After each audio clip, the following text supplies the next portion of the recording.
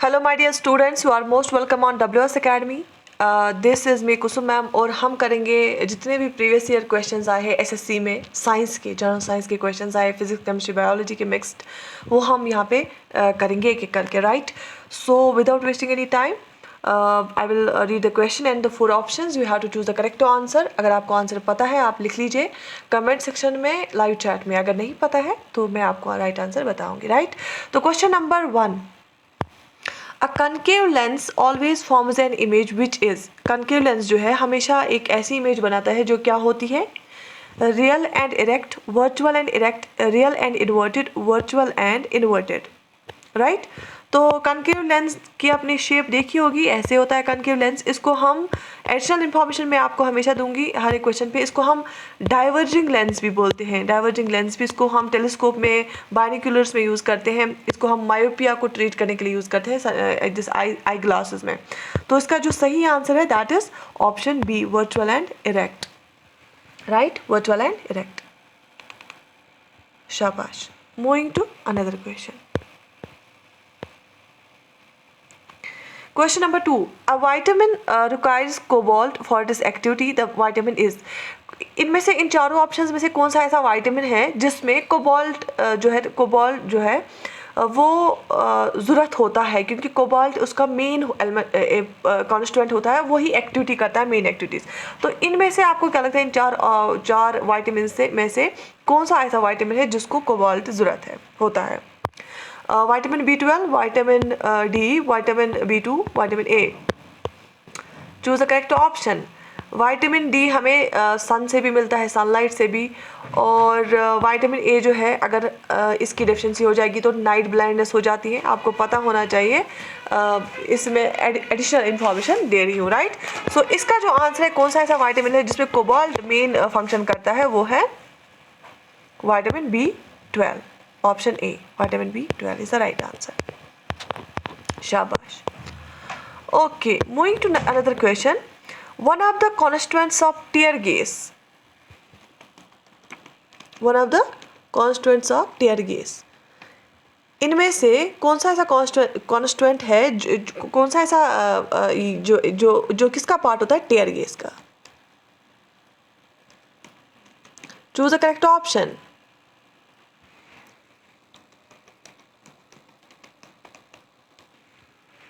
Choose the correct option. शाबाश।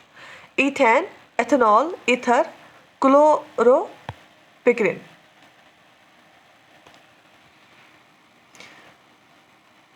Choose the correct answer, and the right answer is option D, chloropicrin. Moving to another question. The modulus rigidity is the ratio of, ration नहीं है यहाँ पे, ratio of. Modulus rigidity जो है वो किस चीज़ का रेशियो होता है, क्या डिवाइडेड बाई क्या होता है, ऊपर क्या होता है, नीचे क्या होता है? longitudinal stress to longitudinal strain, volume stress to volume strain, shearing stress to shearing strain, tensile stress to tensile strain. Choose the correct option, and yes, the right answer is जो modulus of rigidity होता है that is shear stress to shear strain, shear stress to shear strain, option C. Okay, यहाँ पे एक second.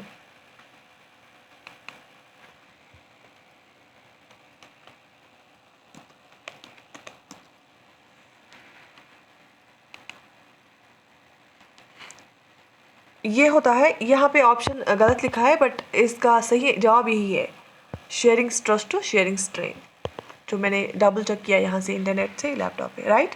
तो shear stress to shear strain is the right answer. Modulus of rigidity ये ratio होता है इसका। इसको हम डिनोट करते हैं G से, समटाइम्स S और म्यू से भी, ऐसे, right. So it's a measure of the rigidity of the body given by the ratio of shear stress to shear strain. Shabash. The propagation of sound waves in a gas involves, जो sound waves की propagation होती है किस में, gas में, right? वो क्या involve करती है?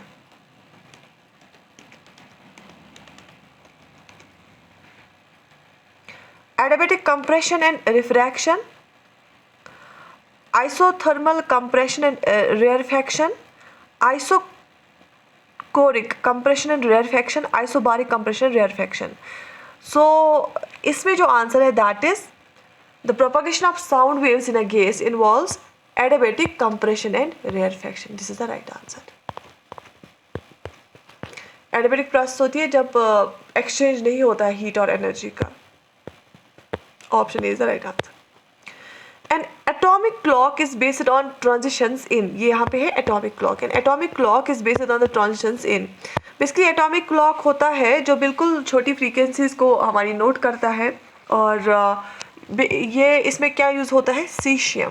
Caesium is the right answer. Frequencies को ये दिखता है एटॉमिक फ्रीक्वेंसीज को. Option B. Okay. Plasma membrane in eukaryotic cells is made up of. Plasma membrane जो होता है ना यूकैरियोटिक सेल्स का, यूकैरियोटिक और प्रोकैरियोटिक सेल्स दो तरह की सेल्स होती हैं. प्लाज्मा मेम्ब्रेन किस चीज़ का बना हुआ होता है? Phospholipid, lipoprotein, phosphoprotein, फॉस्फोप्रोटीन.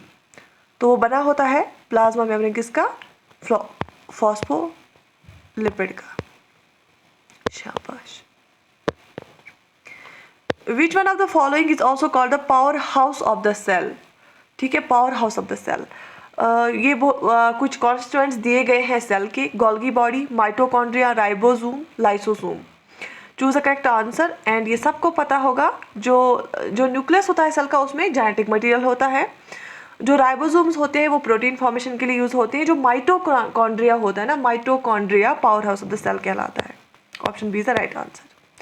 What is the chemical name of vinegar? Vinegar का केमिकल नेम क्या है? हम पढ़ते आ रहे हैं 10th क्लास तक तो सब लोग पढ़ते हैं. Citric acid, acetic acid, pyruvic acid, malic acid. और जो विनेगर है उसका जो केमिकल नेम है वो है acetic acid.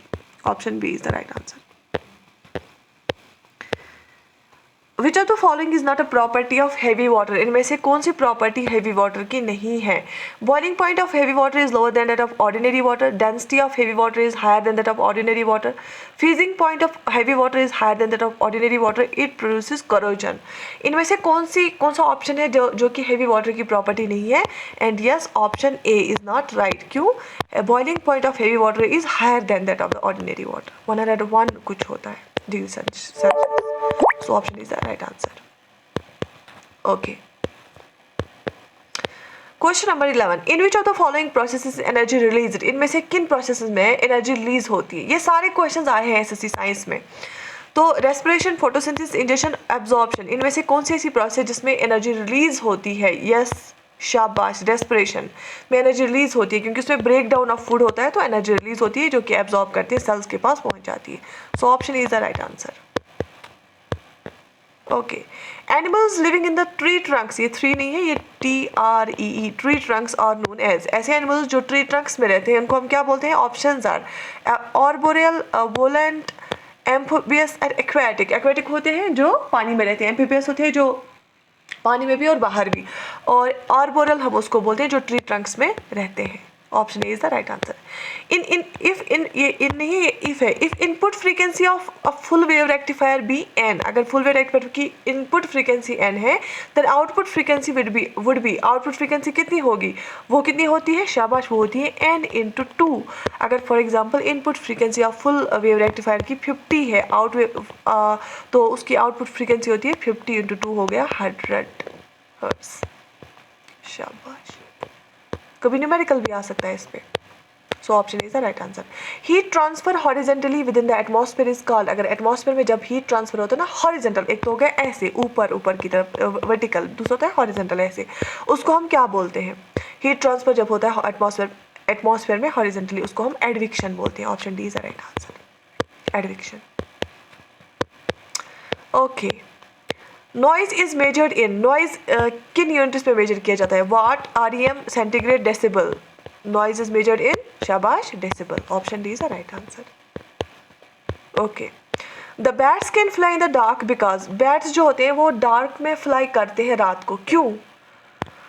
They can see the objects in darkness. क्या वो अंधेरे में ऑब्जेक्ट्स को देख पाते हैं? They have weak legs and are likely to be attacked by predators. उनकी जो टांगे होती है वो बहुत वीक होती है और उनको वो अटैक कर सकता है कोई भी प्रेडेटर. ठीक है। They generate flashes of light, क्या वो खुद फ्लैशेस ऑफ लाइट जनरेट करते हैं? They generate ultrasonic sound waves.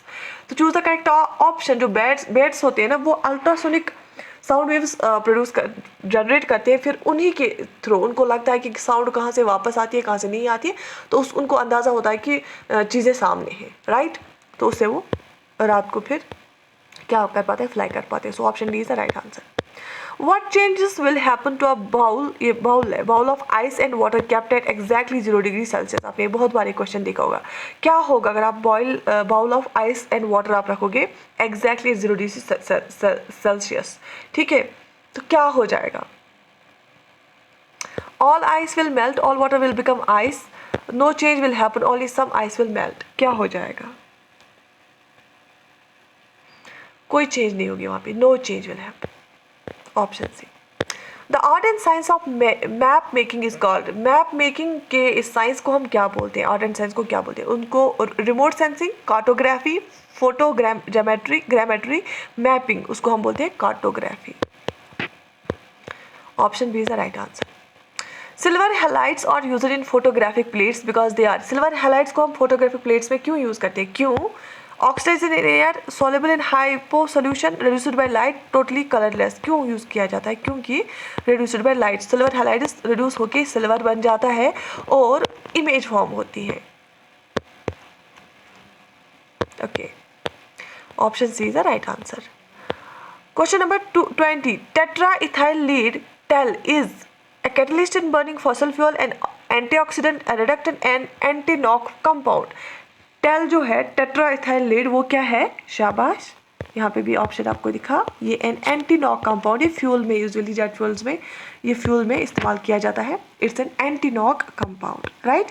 तो these 20 questions I have taken from the previous year SSC questions. तो इंशाल्लाह मैं ये कंटिन्यू करूँगी सीरीज़। मैं रिस्पॉन्स देखूंगी आपका कि साइंस के क्वेश्चंस कितने आपको चाहिए, कितनी अगर आप डिमांड है आपकी साइंस के क्वेश्चंस की। वैसे बच्चों की डिमांड पे ही मैंने ये लाए, तो फिर मैं इसका जो ये भी आप लिखना कि इससे ज़्यादा ड्यूरेशन के लिए लाना है या क्या करना है। Do write in the comment section, give feedback in the comment section, and I wish you all the best. Take very good care of yourself.